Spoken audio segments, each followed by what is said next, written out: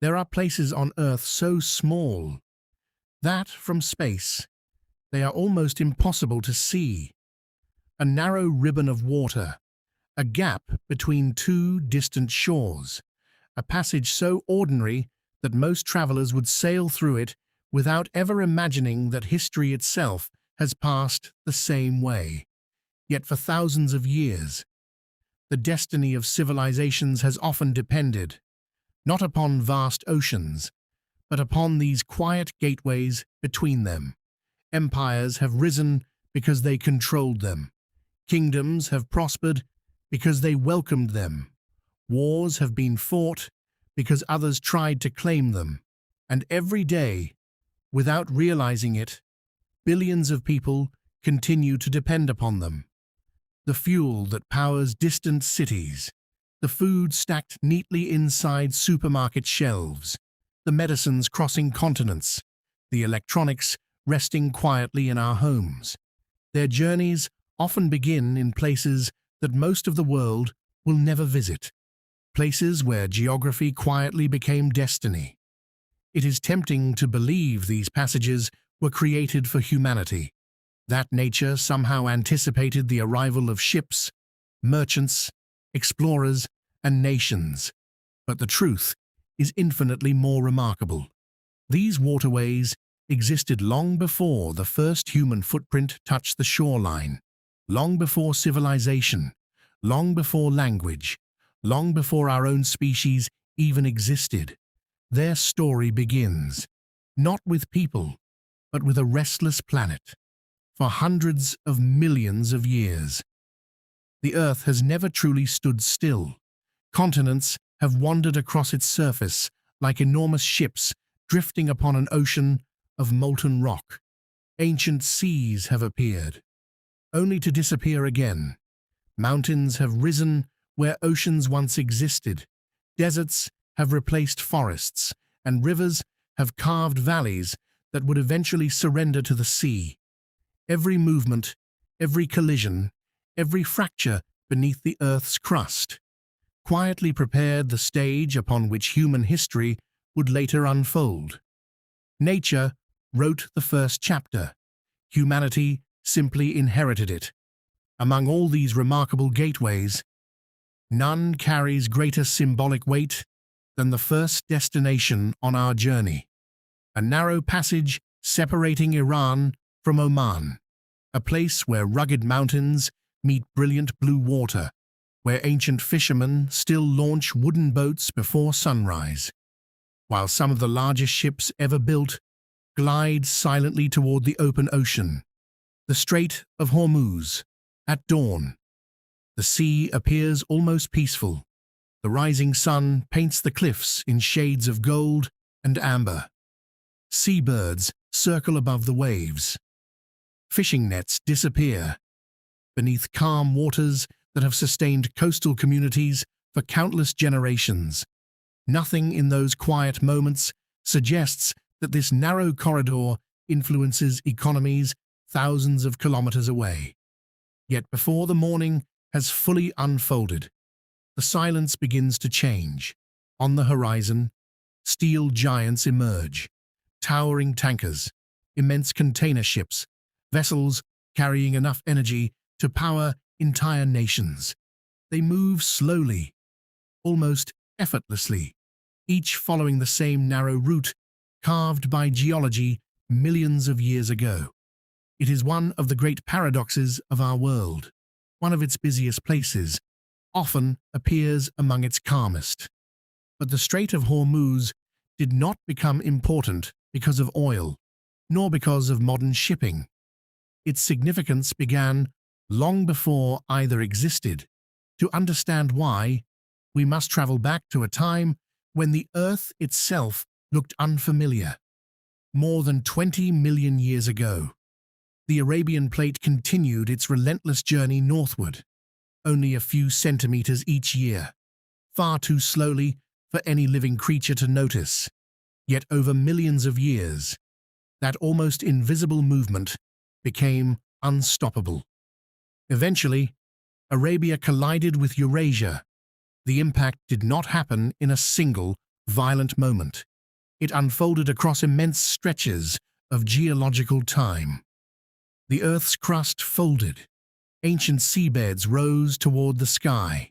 Layers of limestone bent like sheets of fabric beneath unimaginable pressure. The mighty Zagros Mountains slowly emerged, their peaks still stretching across western Iran today. Beneath the surface, another extraordinary transformation quietly unfolded. Vast deposits of ancient salt, buried for millions of years, began rising through younger layers of rock. Unlike solid stone, salt behaves differently under pressure.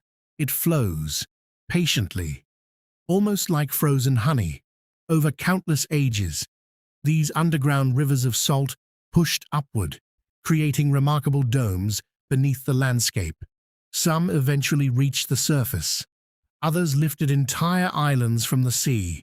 Among the most spectacular, Hormuz Island. Its mountains glow with astonishing colors: red, orange, purple, white, every layer revealing another chapter in Earth's history. Iron-rich rocks paint the cliffs crimson. Salt sparkles beneath the desert sun. Minerals color valleys that seem almost too vivid to belong to the natural world. Visitors often describe the island as another planet, yet every color tells the same story. The Earth never stopped changing. As the mountains rose, a broad depression formed beside them. Over immense spans of time, seawater flooded this basin. The Persian Gulf was born. Its waters gradually filled the landscape, until only one narrow opening connected it with the wider Indian Ocean, the Strait of Hormuz. Without that geological collision, there would be no Persian Gulf, no Hormuz, no maritime gateway linking one of the world's richest regions to the oceans beyond. Nature had quietly built one of humanity's future crossroads, millions of years before humanity arrived, when the first coastal communities eventually settled these shores. They inherited something extraordinary, a passage where every voyage between Mesopotamia, Persia, Arabia, India, and East Africa naturally converged. Ancient sailors quickly recognized its value.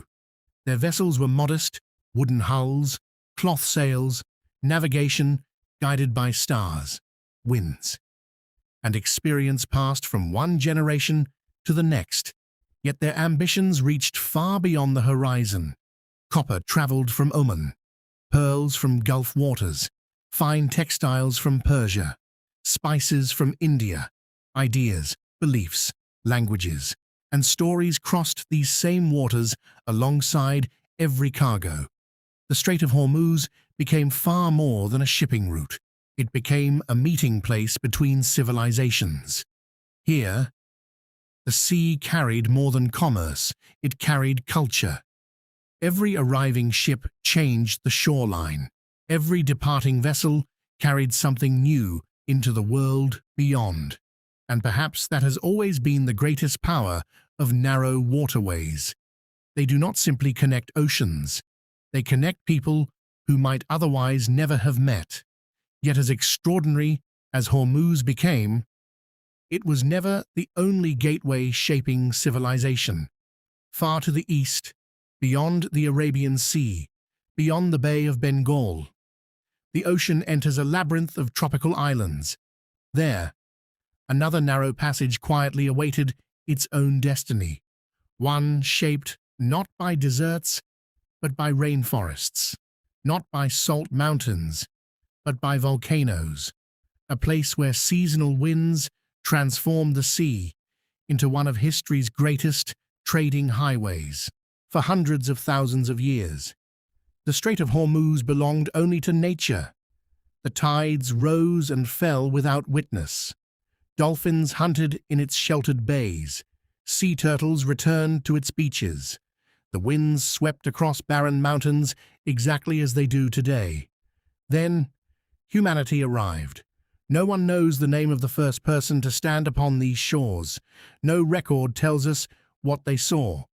But archaeology offers clues: stone tools, ancient hearths, fragments of shell, simple campsites overlooking the sea. Together, they tell a remarkable story. Long before written history, people had already begun exploring the coastlines surrounding the Strait of Hormuz. For early hunter-gatherers, the sea was more than a barrier.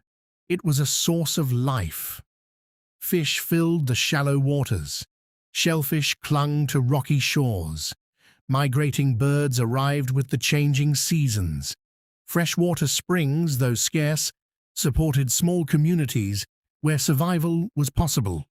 The landscape was harsh. Summer temperatures often soared beyond 40 degrees Celsius. Rain fell only rarely. The surrounding mountains offered little fertile land, yet the sea compensated for what the desert could not provide. It became the region's greatest gift. Generation after generation, people learned its rhythms. They discovered where fish gathered, which coves offered protection from storms. When the tides revealed shellfish hidden among the rocks, knowledge became survival, and survival became tradition. As thousands of years passed, communities grew, not into great cities, not yet, but into small settlements connected by something entirely new: boats. No one knows exactly when the first vessel crossed these waters. Perhaps it was nothing more than a bundle of reeds tied together, perhaps a hollowed tree trunk, or perhaps a simple wooden raft carried by calm seas. Whatever its form, it changed history forever. The water that once divided coastlines now connected them. Villages exchanged food, stone, timber, stories, ideas. The Strait of Hormuz was becoming what it has remained ever since: a bridge, rather than a boundary. The Strait of Malacca. Leaving the arid shores of the Persian Gulf behind, the sea changes almost imperceptibly. The air becomes warmer. Moisture gathers in the wind. The scent of salt begins to mingle with the fragrance of dense tropical forests. Towering mountains fade into distant silhouettes. In their place, thousands of emerald islands rise from the sea, scattered across the horizon, like stepping stones placed there by nature itself. This is Southeast Asia, one of the most extraordinary collections of islands anywhere on Earth. Yet among them, nature quietly carved another passage, one that would become the beating heart of maritime Asia. The Strait of Malacca. Stand upon its shores today, and the sea never truly rests. Ships appear from every direction. Container vessels stretching longer than skyscrapers laid on their sides. Tankers carrying energy across oceans. Fishing boats following routes their ancestors have known for centuries. Each captain may have a different destination. Yet for a brief moment, their journeys become one. Because geography has gathered them here, but long before satellites, long before engines, long before maps drew confident lines across the oceans, this narrow corridor was already shaping the future. Its story began millions of years earlier. The same restless forces that raised the Himalayas continued reshaping Southeast Asia. The Indian plate pressed steadily northward. Volcanoes erupted across what is now Indonesia. Islands rose from the sea. Others slowly disappeared beneath it. During the Great Ice Ages, sea levels fell dramatically. Vast plains connected lands that are now separated by water. Great rivers wandered across landscapes that today lie hidden beneath the sea. Then the climate warmed. The glaciers melted.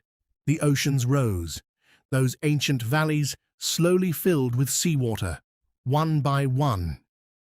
The islands emerged, and between Sumatra and the Malay Peninsula, a narrow passage remained, not the deepest, not the widest, but perhaps the most perfectly placed.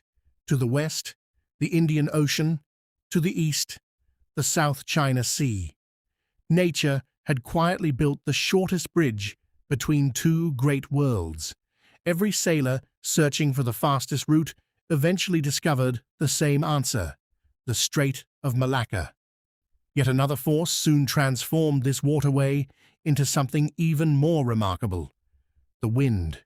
Twice each year, the atmosphere above Asia performs one of Earth's greatest seasonal migrations. The monsoon changes direction.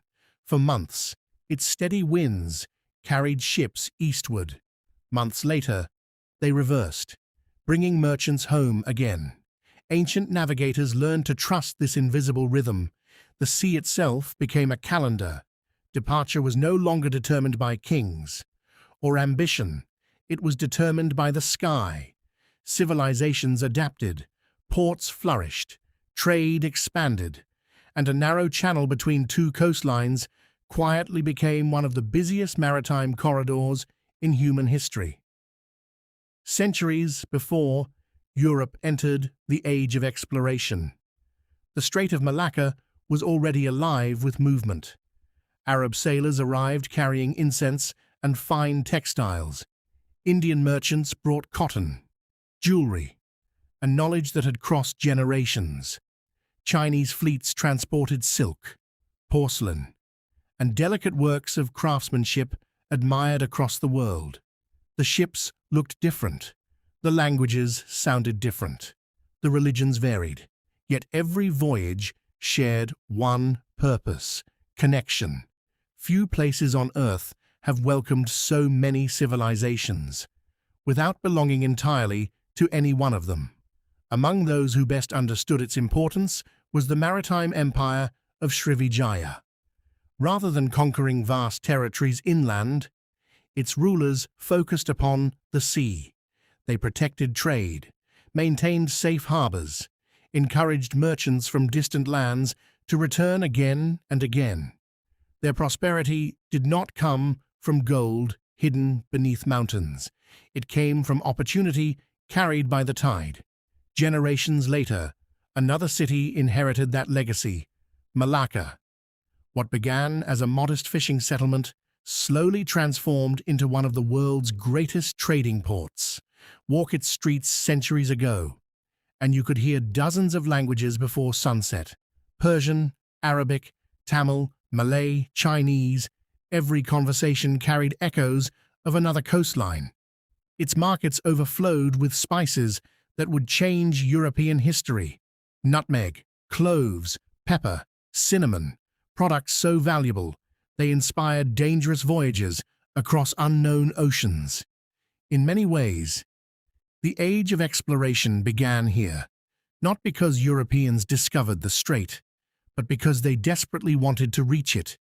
Yet beneath every empire, every port, every merchant's dream, nature remained the silent master.